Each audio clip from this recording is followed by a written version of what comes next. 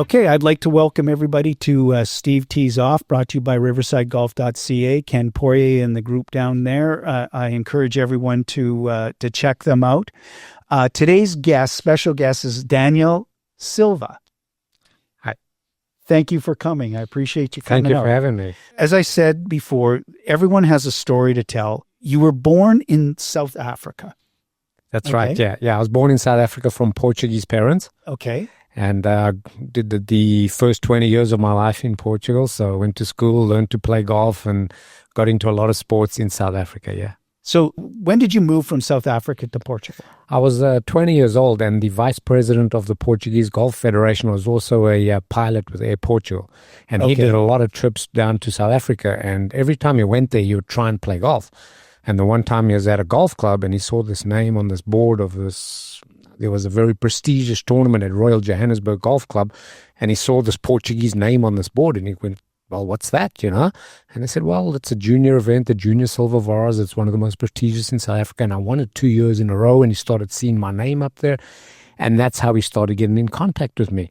And eventually, I got an invite to go play in the Portuguese Open on the European Tour as an amateur through this airline pilot, and that's how my connection then started with Portugal. How old were you? I was 20 years old. You were 20 years old? Yeah. So had you, what had you been going to school? Had you been working? I finished high school, and then there was compulsory military service in South Africa, so I did my 2 years compulsory military service, and I was a very, very keen soccer player as well, so I had to kind of choose between golf and soccer. Actually, a great story. I mean, when I was 17, I went to San Diego Junior World Championships, and I was playing there, and my mom was walking on the side of the fairway, and there was a guy walking with her all the way around. And I'm looking over, and I'm like, is this guy trying to chat my mom up here, or what's going on, So they come over at the end of the round, and my mom's super excited. She says, oh, this guy's from a university down here in Southern California, and he wants to offer you a full ride scholarship to come play golf at this university. And I looked at the guy and said, nah, not interested. I'm going to be a soccer player. And my mom nearly had a heart attack. She went, excuse me, can I have a word with my son in private quickly, please? She was hyperventilated. I was just, no. I'm going to play soccer, right? And then just not long after, I was 17 then, and then 2-3 years later, with the nature of the sport, and it was very aggressive, and in those days, soccer was quite violent. It was, it was a hard sport. And I had a little bit of a short temper, so soccer wasn't quite matching up. And then this connection came with Portugal, and I thought, well, maybe I'll just play golf instead. So when I was 20 and I got the connection, and with the Portuguese Golf Federation, I left my whole family in South Africa, and I took off to Portugal by myself. And I played amateur golf, with the support of the Portuguese Golf Federation for 2 years. Played all over Europe, and, I thought I was doing decent enough to turn pro, and then I turned pro at 22. What year was that? 1988. 1988? Yeah. Wow. So, okay, let's explain that process. What tournament did you Basically, the very first tournament I ever played was a pre-qualifying for the European Tour School. Okay. So when you enter that school, that tournament, you basically sign in the rights to be a professional golfer, right? So I went to the pre-qualifying. I was fortunate enough. I got through. I played nicely, and I went to the final tour school, the European Tour School in the south of Spain in La Manga. And it was a 6-day event, and I played really well the first 5 days, and comfortably getting the card easy. I'd been a pro now for 3 weeks or something. Oh, this is easy. This is a piece of cake. I love this, And I started out the first 3 holes par birdie, and the 4th hole was a par 5. So I'm thinking, oh, man, there's another birdie coming up, right? Short of the green in 2 in a divot that was sand-filled. So I got a little mad. Hit it fat in the bunker, came out 3-putted, double bogey. And the wheels just fell off. And I ended up shooting 78 that last round and missed my tour card by 1 shot. That was heartbreak after being, the pro for 3 weeks, And then I played on smaller tours, and I was very, very fortunate because I was the only Portuguese player trying to be out there. I would get a lot of invites into all these national opens and the Spanish and Italian Open and things like that. So I would get a lot of invites, and I was playing, and the next year I went back to the tour school, and I think the memories of what happened the previous year were still fresh, and I didn't play well. And then the third time I went back, I actually won the tour school.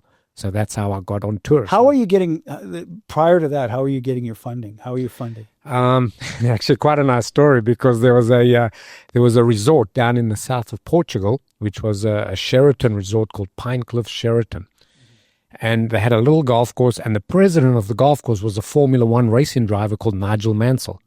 Some people that, you follow Formula One or any kind of motorsport, Nigel Mansell was huge, and he was the president of the little golf club, and they were looking for a Portuguese player that they wanted to support.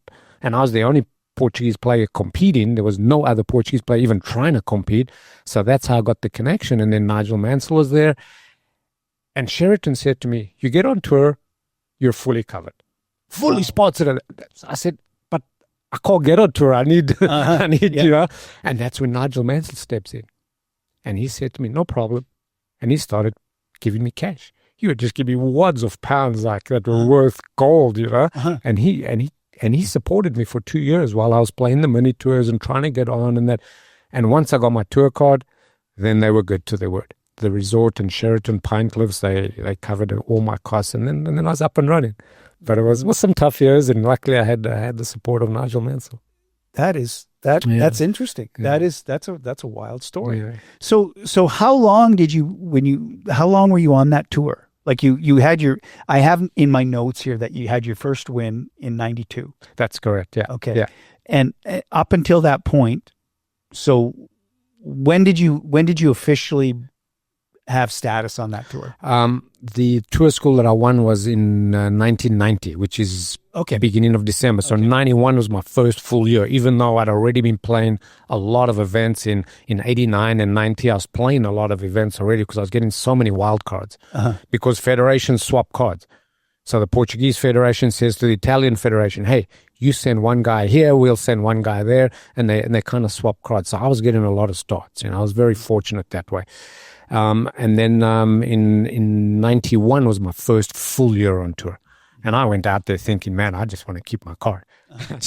I just want to, I was in awe of all these guys that I was playing with. And, on the driving range, there was Sevi Ballesteros standing next to me and, Nick Faldo and these guys hitting balls. And, I'm watching these guys and it's like, it's pretty intimidating. Yes. It's pretty intimidating. I played a tournament in Wales and, the last day I was playing with Sam Torrance and Vijay Singh.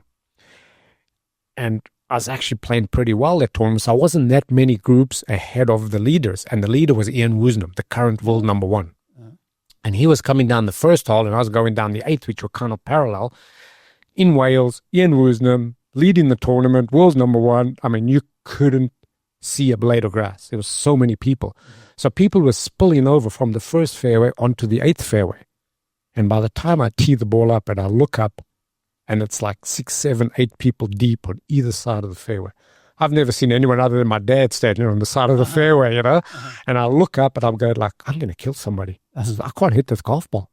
It's nerve-wracking, And it's like, luckily I hit it out of the bottom of the club. It went this high, a little low runner up the fairway. And I was so happy, that it actually went on the fairway, right? But it was incredibly nerve-wracking. How did you finish in that tournament? I finished very decently, very, very well, but by the start of the back nine, there was a massive rainstorm. Play gets halted, and the course is flooded, and we think we're not going to get out there. But anyway, I'm playing with Sam Torrance now, just to remember that. 3 hours later, they call us back out onto the course. Sam Torrance didn't go back to the clubhouse. He went to the tent where all the spectators and all of that. He came out, I was standing on the green, and Vijay Singh was about to putt. And all of a sudden, he's leaning on me. Sam Torrance is leaning on me. He doesn't know me from anywhere. And he was like, yeah, Daddy, what do you think he's going to do? You think he's going to make this putt? And the smell was just unbelievable. And it was just an unbelievable round. And we go to the next tee, and his caddy had to tee the ball up for him. And it was like, the guy was so funny, and it was such he finished. And he finished. And me and Vijay we had a great time. We just laughed all the way in, and it was really. And Vijay's back on the now. He's played a few tournaments. Yeah. It was a memorable. Yeah, and he made the cut in Hawaii. He's an unbelievable player. Yeah, meticulous. Practice. He could hit 500 drivers in a row on the driving range. Yeah. It was impressive. Unbelievable. Yeah. Did you play in the British Open? Yes, I did. I played the British Open in 91 at Royal Birkdale that Ian Baker Finch won. Uh-huh. And even though I had a full status on the tour, I still had to pre-qualify. But I was playing so poorly. It was 2 rounds of qualifying. So I only took 2 outfits. I went to the qualifier. I said, well, I played like the last couple of weeks. I played so poorly. I'm going to go, but it's obvious I'm not going to make it, so I'll just take a couple of clothes, 1 practice, 2 outfits, played, made the qualifying. So, oh gosh. And I ran into a store, go buy more clothes. So I buy another 2 sets of clothes for the first 2 days. Uh-huh. Make the cut. Go back again, buy some more clothes. It didn't occur to me that maybe I can wash the ones that I already had. Yeah. I was 22 years old. I was dumb and young, no, go buy more clothes, right? And as fate would have it, on the 36th hole, I made a 10-foot putt for par, and I was fist pumping, and I made the cut, and I'm doing well, and all this kind of stuff. If I had missed that putt, I would have still made the cut, but I would have been drawn with Jack Nicklaus the next day. Wow. So he was in the group in front of me. Wow. So I go early to the tee. I want to watch Nicklaus, right? Yeah, of course. I go early to the tee, and I walk on the tee, and there's just so many people. It's crazy. And he tees off, and then it was just me and my caddy standing there. It's just, it was just impressive. His aura on the course was awesome. Yeah. Well, I had, and I'll just this is just a brief anecdotal comment.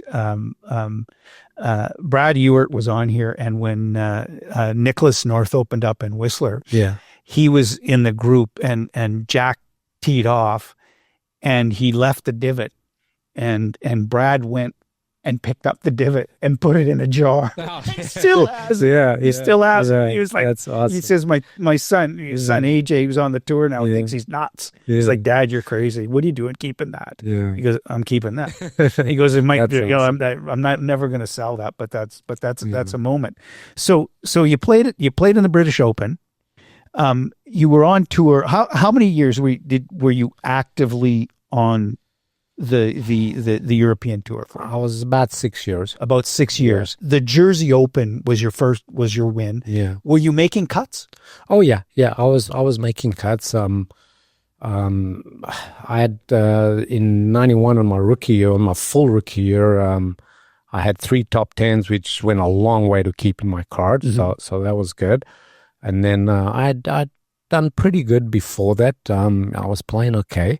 Did that allow you to play in any tournaments I'll say in the United States? Did you? No. In those days, it was a lot different. The European players get a lot more into US events now and the majors and that. Even after I won in Europe, I still had to qualify to play in the British Open again that year. Uh-huh. You win on the PGA Tour and you get exemptions into tournaments all over the place, right? You play in the Masters, you do all these kind of things. So luckily that has leveled out and it's more fair now, yeah. Mm-hmm. You won in 92. That was obviously a memorable moment. I've got down here that you had an association with Butch Harmon. Is that correct? Not quite. No, Butch Harmon did open up an academy in Vila Moura, which was the town that I lived in the south of Portugal. But my brother was involved in golf as well, and my brother ran that driving range in that academy. So I was on the outskirts of that. I didn't really have an association. So, but your home base was always Portugal while you were playing on the European tour? Yes, correct. Okay, yeah, so once I went to Portugal, 20 years old, I loved it so much I never went back to South Africa. I just stayed there. I loved it. Yeah, it was wonderful. Which brings me to the next question. How'd you end up in Delta? I was well past my playing days, and I was playing smaller events.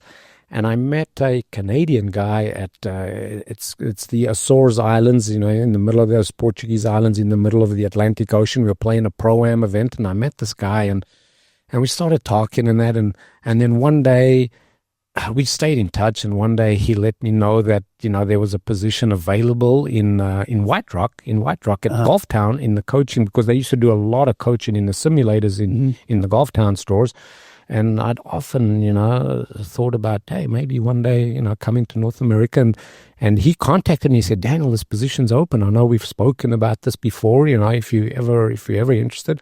So I came out for a few months. I tried it, and I went back home and packed my stuff up, and then that's how I ended up here. Yeah, and came here, and and then from Golf Town, you ended up. And then eventually I went outside. Yeah, because it was really good teaching indoors. Sometimes the weather and that, but I felt that I started teaching a lot of juniors, a lot of kids, and I couldn't keep those kids because eventually they had to go out. They had to be on a range, on a golf course, and that, and eventually I moved outside, and that's how I ended up. Are you I would imagine you're a member of the BCPGA? I was. I'm no longer a member. No. When I first came to Canada, yes, I was a member of the PGA of Canada. So the majority of the instruction that you're doing now at your facility, is it junior golfers?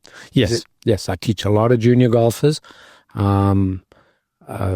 Probably, I would say 65 to 70% of the people I'm teaching are junior golfers, and quite a few of them are high performance. I've taught a couple of kids that have rated number 1 in Canada for several years, playing junior worlds and all those kind of things. So a couple of the kids are really keen, and they're very good players, yeah. Well, if you're going to be in Canada, the best place to be is here. For sure. For golf. Yeah. No question about it. No question about it. This is, I know, and you're talking, and I say this, I've said it a number of times.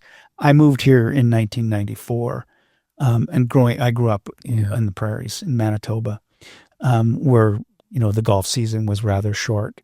And the first couple of years that when I moved out here, like you had weather like this, like today it's not very pleasant out. I used to put plastic bags on my shoes and go out to Swanisat and play in the gale force winds. Just at least you had the course to yourself, eh? I did. And it was, but now I can't, I can't do that. Yeah, but at the place that I'm teaching now at Delta, I'm not only teaching there, but I'm also running the place and managing. I've taken the lease on the whole business. And it's really good because you have the covered bays, you have lighting, you have heating. And I've installed an indoor golf simulator. So if the weather's really foul out, I can teach indoors. People rent it to play, and people rent it to practice as well. So let's explain that whole facility. Okay. Yeah. So I took it over about 2.5 years ago. It was a little bit run down, and it was actually shut down for a while. So I've been reviving it over the last 2.5 years. I built a bunker for bunker practice. I've built a new putting green. I open grass tees up in the summer. I pay close attention to having decent golf balls and decent mats. There's the indoor simulator. So the place is running what I believe a lot better than it ever has. So yeah, I'm running the place, and I'm teaching there at the same time. Is it just you, or do you have other? There is one other coach currently there. So there's another coach that teaches out. And your daughter's involved? My daughter, she's just finished university in San Francisco at St. Mary's College, and she's applying to medical schools all over the country and in the United States as well. And in the meantime, she comes in and she helps every now and then, and she's the annoying media girl, right? Well, listen, she's doing a great job. She is doing a great job. 100%. So, let's just talk about junior golf here, because that's one of the things that I tend to harp on when I'm talking about golf. I love, obviously, I love the game. You love the game. It's everything to you. And one of the issues that has, there's a number of issues that have reared their heads. One is accessibility. The ability to be able to, for a young person to have the accessibility to play, because you can practice. And I was a guy, like I call myself, Daniel, I call myself a hack. I've been playing for a long time. I can play, but at the same time, I was fortunate in my growing up that I had accessibility. I could ride my bike to the golf course, but I played baseball, I played hockey, I played a lot of sports. But now the way I look at it, it's golf's not a cheap game to play. Yeah. I was in the same boat as you, Steve. Been brought up in South Africa, ride a bike to the golf course. play all day, every day, no problem. The accessibility was unbelievable. And, there's a reason why you see so many good South African players out there. It's really accessible, very cheap, and it's really nice. Yeah. Yeah. But Portugal, I encountered the same kind of issues, some good junior players. They would have the support of the federation growing up and that. And as soon as they were out of that 18-year-old bracket kind of thing, they were on their own and they faded. They didn't have any support, and it's difficult. Yeah, because it's expensive, and a lot of the golf courses in Portugal are businesses, and it's for the people to come from all over Europe to play golf and junior golf, and that's not quite on the agenda there, right? So yeah, I know exactly where you're coming from. So when you talk about like you call it Silva lining golf. Mm-hmm. Great name. Every swing has a silver lining. I love it. No matter how good or bad, every swing has a silver lining, right? I love it. Yeah. And so when you took over the facility, like how did you go about generating clients? Like young I wasn't. Fortunately, I had a lot of students that that followed me to there. So my teaching side of it was great. I just kept teaching full time, 12 months of the year. It's not like, in the winter I don't have many students. No. It's, I'm teaching till 7:00 at night every night. Mm-hmm. So I'm full just about every day. Mm-hmm. So that part of the business did well. Building up the clientele coming back to the range after it had been, in not the best conditions and it had been closed for a short time. That was the challenging part, but eventually word of mouth is getting out, and people are enjoying coming. They've seen that things are being done. They've seen that, they're going to have a putting green. They have a bunker to practice. Mm-hmm. They have grass tees. They have good balls. They have nice mats. They have, a nice shop and hopefully a friendly face behind the counter, nice clean bathrooms, things like that, that wasn't there before. So people are definitely coming back, and it's picking up every season. It's picking up. I'm just starting my third year, and it's getting better and better. Yeah. And you teach everyone. You're not going to say, but absolutely.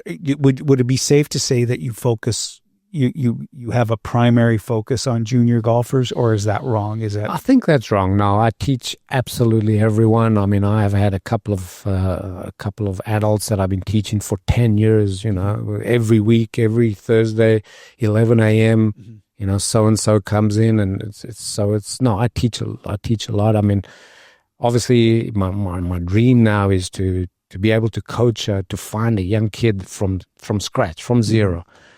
Teach him how to play golf and accompany him and see him on the world stage one day. That would be my dream, right? So my passions have changed a little bit from playing golf. After playing golf, it was actually golf course design and construction. I designed a course and built a golf course in the north of Portugal. Really? So that was my second passion. Wow. And every year I do take a group of people on a golf trip, like a golf and leisure trip to Portugal. And we travel the whole country. We play fabulous courses. We eat and drink like kings and queens. Wow. And we play the course that I designed and built, right? And it's Beautiful. A 2-week trip, and it's the next one's now in May. Uh-huh. I have 24 people I'm taking in May, and the next one's in September. So I do that. So that's a passion as well. But yes, if I'm able to help some young kid one day reach the world stage, that would give me immense pleasure. Are you still in the design end? Are you still in? No, that was just when I was in Portugal, like a one-off kind of thing. Yeah, it was a one-off. Yeah. So that segues into the current state of golf here in the Lower Mainland in British Columbia. You've been here for how many years have you been here? 15 years. 15 years. Yeah. Okay, so you've seen things evolve. You saw the things going through COVID. I'm sure that you've, you still play, I would imagine. Not too much. Not too much. Just don't have time. I'm either teaching or working. And when I do have a little bit of time, I actually got to play a bit of soccer. So I've gotten back into soccer. So that passion never died. But So you're playing, okay. So I play a lot of soccer. So you must be just all over FIFA. Yeah, I'm looking forward to that. $6,000 a ticket. Looking forward to watching it on TV rather. Yeah. But yeah, go ahead. Sorry. But what I was going to ask you is that a fundamental difference I don't want to put words into your mouth. There's been, the last Ryder Cup that occurred. And there was some, etiquette on the golf course seems to have changed a little bit. Absolutely, yeah. I have never played golf in Europe. I've been to Europe numerous times, but I've never played golf. I've played golf in India, but I've never played golf in Europe. And it's easy to huck stones at the U.S., at Americans. But that last little episode that happened during the Ryder Cup, the next Ryder Cup is going to be in Europe, in Ireland, correct? That's correct. Yeah. And I really don't believe it'll ever get close to what we saw in New York. No. Too respectful. No, too respectful. Too respectful. Yeah. Too respectful, yeah. And that segues into my next discussion point. Golf to me, everyone that sat where you're sitting is proven to be a good human being. And I'm not suggesting that everybody that plays golf or that is associated with golf is a good person, because they're, of course. But the majority are, because it is a game of rules. There's etiquette. There's diplomacy. Mm-hmm. There's all of the things that build character. And you can cheat, but people are going to know you're cheating. I did a referee's course when I was still in Portugal. And after my playing days, I did some refereeing as well. And I had thoughts of maybe one day joining the European Tour as an official and as a referee. Didn't quite mature in the end, but there were thoughts of it. So I went and did my refereeing course. And the most simple thing that never, ever left my mind, the first thing this guy says, we're all sitting in the classroom there, and he's going, okay, there's only 3 rules in golf. You're like, what? There's a big book. And he says, no, there's only 3 things in golf. He says, play the course as you find it. Rule number 1. Rule number 2, play the ball as you find it. And rule number 3, if you can't do either, just do what's fair. And that's a great attitude to look at the game, right? If you're doing something and you feel it's not fair, then it's not right. It's not right. So that kind of stuck with me all the years, right? And a lot of the maybe it doesn't come that much across, but a lot of the European players, they have the mentality of, you know what? Let's win with a lot of class. Let's win with class. But you know what? If we lose with even more class. Yeah. That's really important, Gary. It's knowing how to lose. Sometimes that's more difficult and more important than knowing how to win. And sometimes some people don't know how to lose, right? And then it gets a little bit out of control. In my opinion, sometimes that drives people to do things that sometimes they regret. Yeah. Because I've seen some incredibly stupid things on golf courses and I have to say it with the onslaught of COVID taking hold, I've seen things that were just, like the one thing that drives me nuts is my pet peeve. Fix your ball mark. Mm-hmm. Mm-hmm. Just fix your ball mark. Like, how hard is that? Like, it's not difficult to do. And Steve, if you go to Europe one day, and I hope you'll go to Portugal one day and play golf, but you walk up to Quinta do Lago South Golf Course, which has hosted 20 European Tour events, and you say, hey, I'd like a round of golf. They go, sure, sir. Can we see your handicap certificate, please? Huh? My what? Your handicap certificate. Oh, I don't have one. Sorry. Really? Can't play. Really? You have a T-shirt on? Sorry, you can't play. You've got to have a proper golf shirt.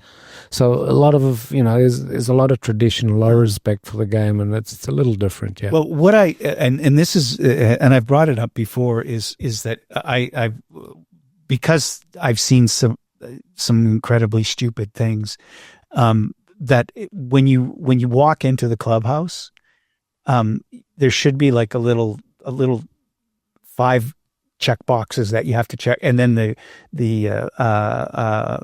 person at the till or whatever has to take a look at it and say, okay, do you understand what you don't? And like you said, ball marks. That's the most simple thing. I walk onto a green and I always fix 2, 3 ball marks. Exactly. I fix my own plus 2 or 3. Exactly. If everybody does that, that's right. And I've seen like clubs left, and I walk up behind and I go, like, is that your club? No. why didn't you pick it up and take it to but then I also find out from in the pro shop that people they steal the clubs. Mm-hmm. And when I find that, I go, really? that I would never, so you're going to steal somebody's forearm? I'll pick up the club. I'll pick up a towel and the guy will come back. Hey, did you find a towel? Did you find a club? Yeah. Of course you did. Yeah. That's just common decency. It is. Hollering for. Hollering for. Yeah. Now, I have my thoughts on speakers on golf course, like on golf carts and that kind of thing. And I try not to be prudish about it. But I'm not necessarily out in the golf course to listen to music. Mm-hmm. I like the serenity. I like it. And I do tend to play I play as a single because I like meeting people. I like talking to them. It's amazing. Yeah. There's nothing else in this world that you would never go for a It's one of the things. walk. It's one of the things I say to new golfers all the time. It's just such a social sport, like a single. You just go to the golf course. You meet people so easily. You make new friends, and That's right. It's an incredibly social game. So we need to protect it a little bit. Yeah. We're not out there. Yes, we want people to have fun and enjoy it, but we're not out there to smash golf courts, get drunk on the course, and go bananas. And no, you have fun. Some people, a little bit of music. I'm not. If it's in your own sphere, you're just, it's okay. I'm a little like you. I'm old fashioned. I'm a little like you. I'm not too crazy about it, but I accept it as long as it's not, obnoxious and loud and in your face kind of stuff, But yeah, it is a different vibe in North America too. That's not in Europe though. No. There's very little of that. Very little. Very little. Yeah. Okay. Because of my background in the media, I don't know if it's because it's more accessible with phones and because when I see a video of a fight on a golf course, I go was this happening before and I just never was aware of it? I don't believe it was. Where you're assaulting somebody, or you're so drunk that you can't stand up, that kind of stuff. It aggravates me, but at the same time, I don't want to be a prude. If you want to have a beer. That's fine. That's cool. But I think what did Matt Steinbach, who is he runs Golf BC. He's the executive director, and he spent 2 years in Scotland playing. And when he was trying to make the European tour, but he said the difference between because we were talking about how long it takes to play a round of golf, because that's another pet peeve of mine. 4.5 hours. You're losing me. Okay. You are. And that is a global problem. And sure. And he said the difference between, he was talking, I think it was Scottish golf is, a round of golf in Scotland takes 6 hours, 4 hours on the courts, 2 hours in the bar. And he says, in North America, it's 6 hours and the guys are drinking on the golf course and dumb shit's happening. That's when people don't have a golf handicap, they don't have etiquette, they don't know the rules, they don't have the level of play. If you present a golf handicap at reception, that means you have a good understanding of everything and how to maintain the pace of play, and you want to be out of there and finished in 4 hours. But it's one of the things that surprises me the most is people go, oh yeah, I've played golf once in my life, I went on the course and played. You can't do that. Just, you're going to cause a lot of chaos, unfortunately. Yeah, and the thing is that from a business perspective, you would think that if I owned a golf course, I would want pace of play to be a very a substantial issue. Yeah. I've quit on the 16th tee and, just gone, you know what, I can't do this anymore. I've been out here for 5 hours and it's time to go. And I'll say this, and it's I have a little bit of bias because I do the majority of my golfing in Washington State. Okay. And the reason I do is because the pace of play is better. There's and I have no problem saying this, and I might take heat for it. Not only the pace of play, the etiquette. There's just a better knowledge of the game. When you're playing in a foursome, not everybody goes to that person's ball, and I see that a lot here. And I'm behind waiting, and going, okay, why are all four of you going to that ball?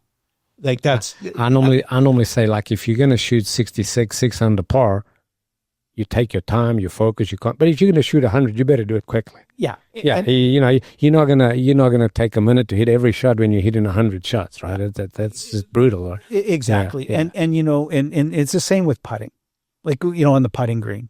And I because I'm one of these guys. You could probably tell by my demeanor. I'm impatient. And I hated one of the reasons, and I'm not saying that one of the reasons I consider myself a hack is I did not like to practice. I hated practicing. I love playing. I love to play. It's the best form of practice. Play. I love to play. I tell it to all my kids, Steve. I say, sometimes they ask, oh, should I go on the course? I say, you cannot go on the course enough. Yeah. I love to play. If you play on the golf course every day, that's the best practice you can ever do. You can hit 1,000,000 balls a day on the driving range. I mean, nothing. It doesn't beat playing 18 holes. Yeah.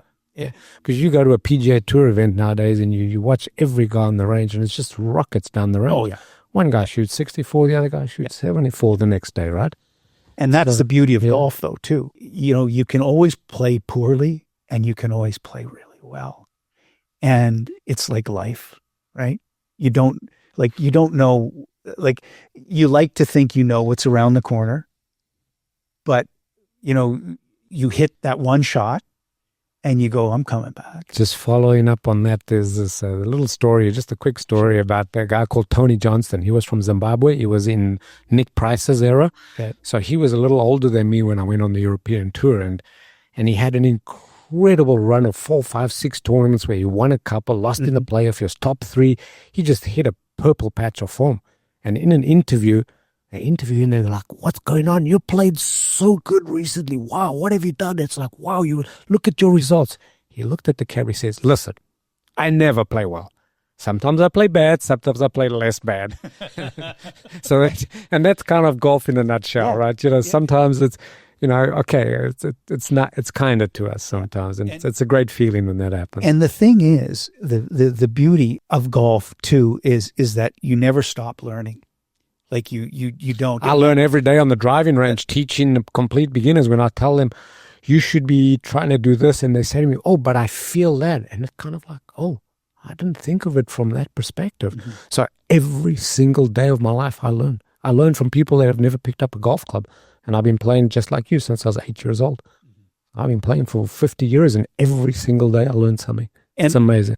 Like my wife will get, this is at nausea, because I finally learned how to spin the ball with a wedge. Okay. You didn't learn how to spin the ball. You've always spun the ball. but I mean, I can suck it back. Okay. Now, I learned this, and there's a shout out to Chris Ilogo. He said, come by where he trains, because he's getting ready to go down to South America and play. And I'm sitting there and talking to him, and this is a funny story, because I'm 60 years old, okay, and he says to me, he's got a 60-degree wedge in his hand, and I've got my 60-degree sitting there on watching him, and he's calling his shots, and he's got the TrackMan set up specifically. So that's right, specifically for the course that he's going to be playing. Okay. And he's telling me, he's explaining in technological terms. He's very technical and mechanical with the way he explains the golf swing. And he's a 29-year-old. He's a kid. Okay. And he's a good player too. And he's calling shots. He's going 67 yards. I'm going to suck it back 2 yards here. Bang. He's doing that. Mm-hmm. So I watch this for a while and I go, okay, well, he goes, what's the matter? Because I'm looking at him. He goes, I said, can you show me how to do that? and he says, when was the last time you took a lesson? I said, I think it was 8 or 9, and he said, so, he saw me hit the ball. He goes, he hit the ball pretty well. Yeah. Okay. But, and so he says, okay, choke down. Okay. Choke down. Move the ball up a little further in your stance. Okay. Swing hard. Okay. Bang. And I look at it. What did swing hard do to the golf ball? I put more spin. Yeah, 10,000. spin it. Exactly. Sure, I spun it. Yeah. And I went, holy shit.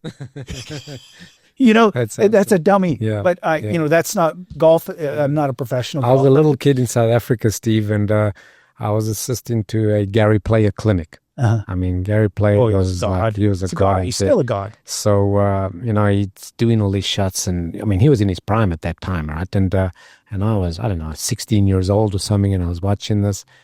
And at the end of the session, he says, okay, I'm going to take some questions and all this kind of stuff, you know. And one guy stands up, he says, listen, how can I get my 3-iron to stop on the green? Gary Player looked at him and says, well, how far do you hit your 3-iron? He says, about 150 yards. He says, well, why the hell do you want it to stop then? So, yeah, I mean, spin can be your friend, but, you know. That's right. Yeah. And the thing is, so Chris said to me, he goes, do you ever watch tour pros? Like, and I was fortunate enough when they spin it too much. They're trying not to spin it. That's right. And so, and I used to love going to the Greater Vancouver Open and the Air Canada Championship that was here. I was fortunate enough I used to be the publisher of the newspaper, and I could go out, and I love going to the driving range. I just love watching these guys hit balls. But I never actually, because Chris said to me, do you ever look at a tour pro when they have a wedge in their hand and where they're gripping the club? No. Now I do. There's a lot of variety. That's right. There's a lot of variety, and they see, and it's contingent on what they're trying to do with the ball. For sure. And he said, you know, if you took a lesson, you might. You're probably right. You're probably right. But I was so proud of myself. Daniel, you know, I bragged about it. I was bragging about it. I'll brag about the 300-yard drive that hit once in their life that hit the cart path. And, you know. It's true. But the thing is that you never, my point to that whole thing is that you never stop learning. Yeah. And I was a golfer. I learned by watching. I was good at emulating. And that's how we used to all learn. When I was a kid, I learned the same way. We didn't even have a pro at our golf course. Yeah. We learned from watching TV, looking in magazines, and you know. And I was quite a decent junior golfer in South Africa. I was ranked number 3, and I was on the national team and that. But the number 1 ranked player in South Africa was from the same golf course as me, and we lived out in the middle of the bush in a small town called Palabori in the northeastern part of the country. It was a town of 15,000 people, 1 golf course, no pro, no nothing. And there was 2 out of the top 3 kids in the country were from this little town. And people are like, how is this possible? And we only learned from watching and you know, magazines and TV and feel and imagination and creativity. And we used to have an 80-yard short hole practice area. We would spend days there, dropping balls behind the trees and on slopes in bunkers and in the thickest rough and hitting left-handed shots behind the tree and playing games. We didn't know it at the time, but we were honing our skills. Yeah. We were creating an imagination for shots around the green that we had no idea what we were doing, but we were having fun. We were having fun. We weren't on the range, you know, just pounding balls all the time. Yeah. And I look at my childhood too. What we used to do, my best friend and I, we used to go when everybody was done and the sun was coming down. We go to the first hole and we'd shag our own balls. We'd make our, you know, we had our own picker and we'd go down, and that's how we got better. That's how we got better. But the one thing that, and I always say this, when did you play in your first tournament as a junior? Oh boy, I can't really remember.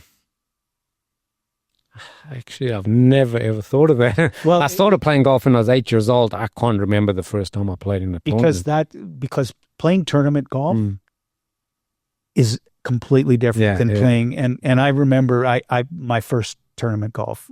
I was 14 years old. Okay. And I think I might have been quite a bit younger than that. And my dad went, okay, you're decent. We're going to put you in a tournament. And it was completely, because I had a bad temper. Yeah. And it was difficult. It was very difficult maintaining my composure, especially when you have, there's other young players out there with parents that are watching, and they're wishing ill will on you, kind of thing. So I couldn't, and I played a few more tournaments, but I was never able to get, and plus, you have to be in the right climate. Mm-hmm. Like there's a reason that, South Africa has a lot of golfers, Portugal, you've got California, you've got Portugal. We have a lot of soccer players, right? Soccer, yeah. They're going to be a force in the World Cup coming up, but it brings us all the way back to the accessibility, and I think Portugal, with the climate it has, one of the best climates and great golf courses and all this kind of stuff, and Steve, this is like, I don't know, what is this now? Going on 34 years ago. I'll never forget the article in the newspaper, and it was all about Portugal's golf courses, Portugal's climate, and now they actually have a winner on the European Tour. It's going to boom golf. It's going to do that. Didn't happen. It's it's just not accessible. The butcher's son and the taxi driver's son, and they can't. They cannot. And the thing, I had a fellow by the name of Ray Goodchild, who's runs a soccer academy here, and he's come out against FIFA, against the World Cup being here because of the lack of legacy. And he talks. He was a college soccer player, a very good soccer player at his time down in the States.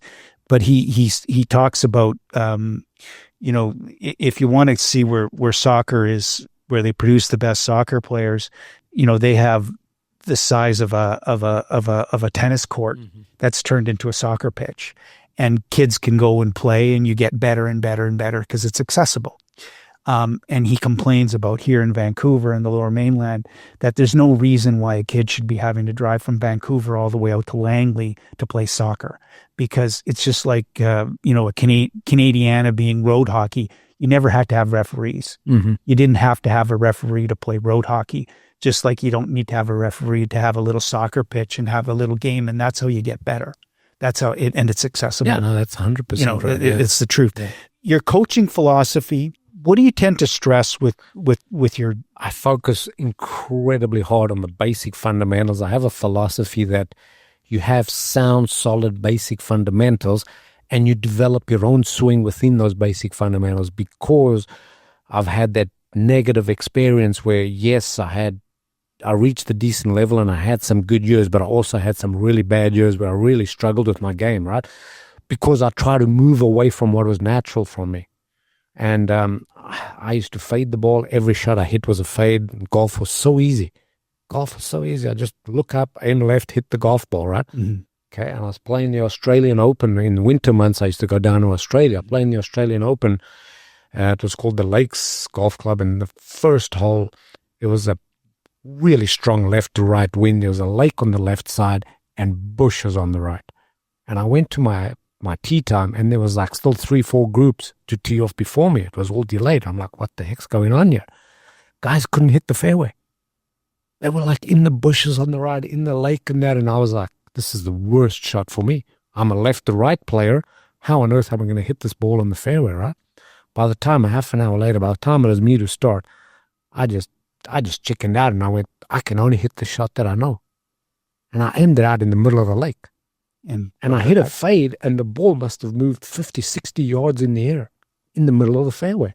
And when I hit it, you could hear a few people go, whoa, like there was grass, like it was going straight at the lake. And then it just that's the only way I knew how to play golf.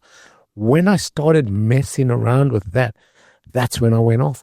So when I'm coaching now, I really, really encourage people to make sure that they play with their instinct and they stick to what is natural for them within those basic, solid fundamentals.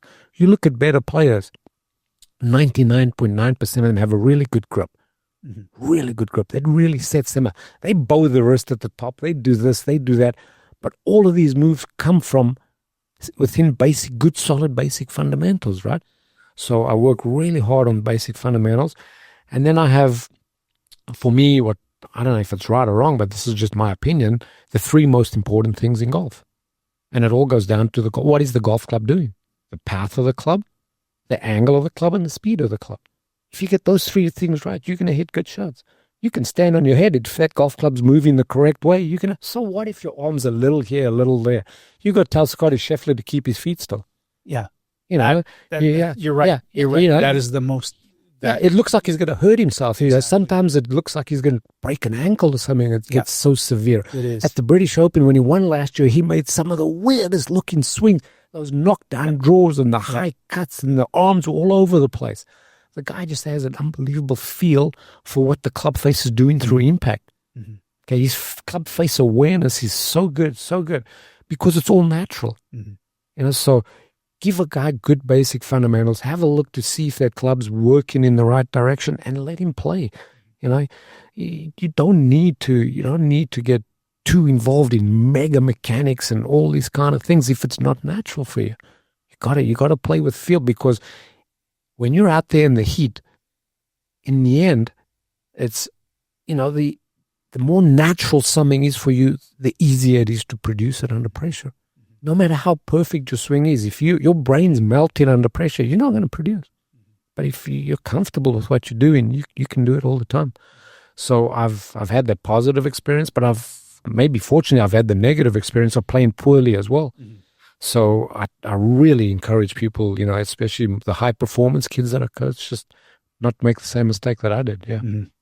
So the one of the last things that I wanted to touch on here is favorite course. You've been around the world, man.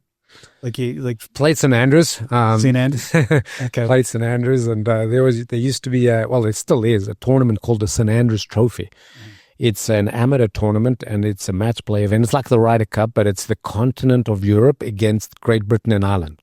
Uh-huh. And there's, I believe it was 8 players from each team. And I represented the continent of Europe 2 years. It's played every 2 years, and I represented them in 86 and 88.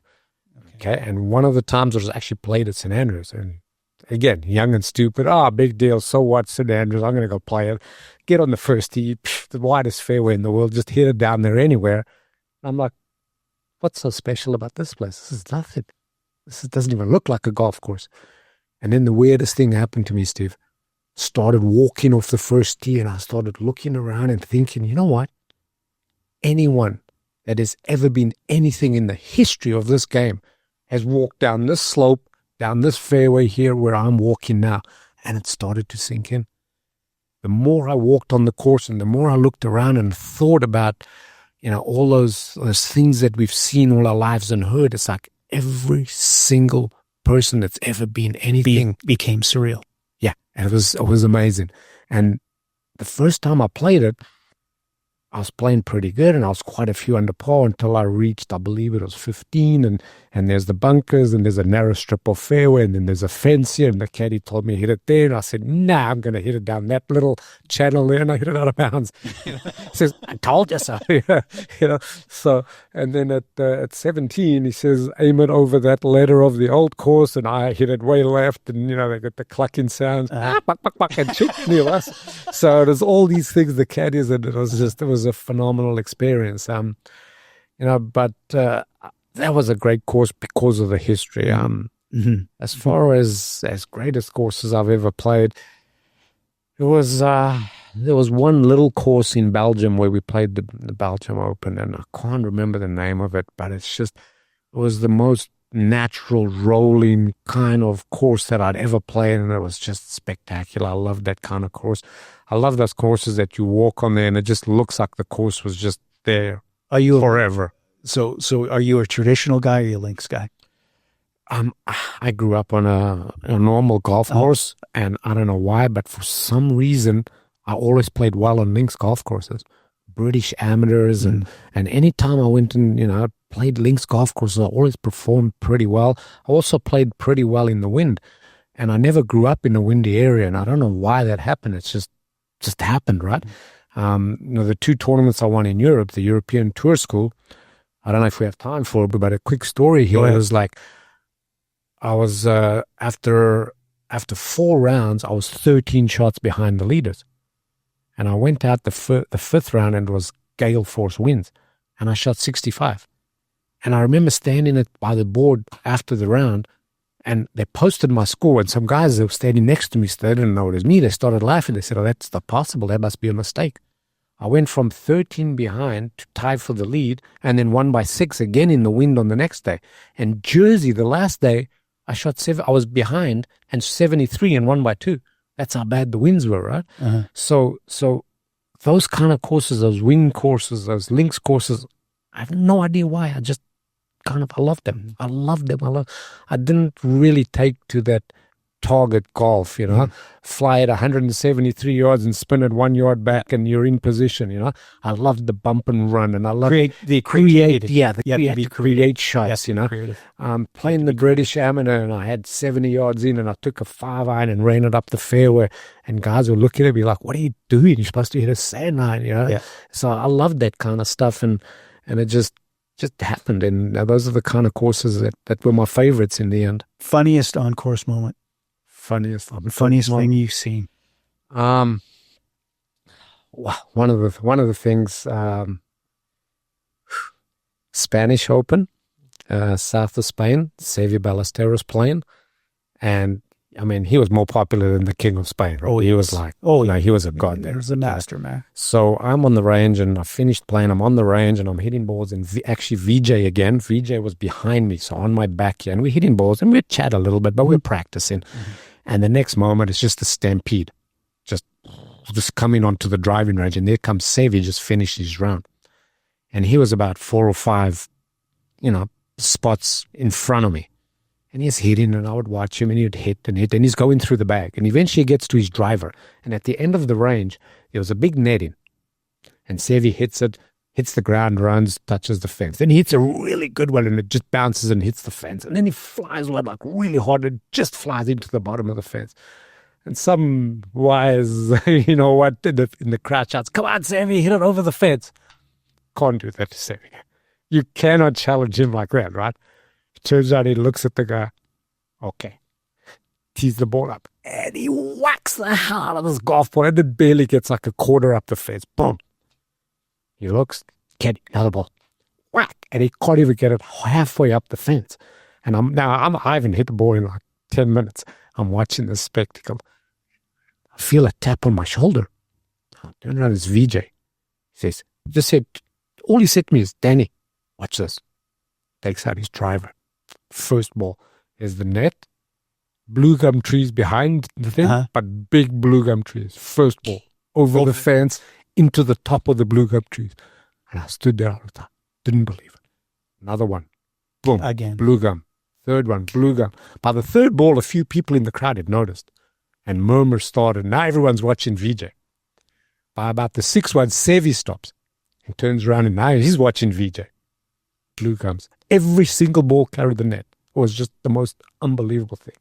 Sevi comes storming across with that frown, that Yeah. He says, "Vijay, show me your driver. Show me your driver." Yeah, let me see your driver. And it was still wooden drivers. Yep. And there was a guy called Harry Busson in England that handmade these drivers for Vijay. Like, I couldn't even bench press this driver. It was so heavy. It was the most ridiculous thing you've ever seen in your life. He says, "Let me see your driver. Let me see your driver." "Oh, I try. Oh, okay." Sevi couldn't even reach the fence. He comes back. "Oh, this driver, no good. Bad driver. Take it." Goes back to his spot and takes out his wedges. Hits a few wedges. He turns around. He says, "Vijay, wedge more important than driver." That's a funny story. Yeah, so that's a funny story. You had to come out on top. Yep. You had to win the discussion in the show. You had to be top of the show at the end, right? So at the end here and wrapping things up, why do you still love the game? It's exactly what we spoke about earlier, Steve. You never stop learning. It's amazing the things that you learn and the thought and the way people feel and imagine the game. It's just fascinating. That's the first thing. And the second thing is how social it is. You meet so many people. It's really good. It's really good. I really love that part of it. Yeah. And it is one of the things that you can play into your later years. Yeah, for sure. Right? For sure. I've got to quit soccer and play more golf now. That's right. So before we close off here, Daniel, I'd like to plug your facility, your social channels, your website. So we have, the Delta Golf Center. Hopefully we'll see a lot more people out there. We've been working hard at it, trying to make conditions better. I've noticed you on social. That's how I found you. Was Yeah. Instagram, your daughter. Yeah, so we're on Instagram, we're on TikTok at Delta Golf Center. So, come and join in. And we have a lot of people, commenting and joining in. And quite incredibly, I wasn't very much of a social media kind of guy, but people have been coming to the range now and going, "Oh, I saw you on social media, so I come here to your range to try it." Cool. So it's really cool, and that encourages, and a lot of positive comments from people. People, kind of loving it. My daughter's always saying, "Wow, we had 50,000 views on the." I said, "But that was so simple, and sometimes just the most simple things just take off and they go viral, And That's right. yeah, okay. So we've had a great response, and she's doing an excellent job, and I'm very grateful for what she's doing. Daniel, thank you so much for coming. I appreciate you. Thanks. It's been wonderful to meet you. It's been wonderful to talk to you. Okay? Sounds all good. The best. Awesome. Thank you so much.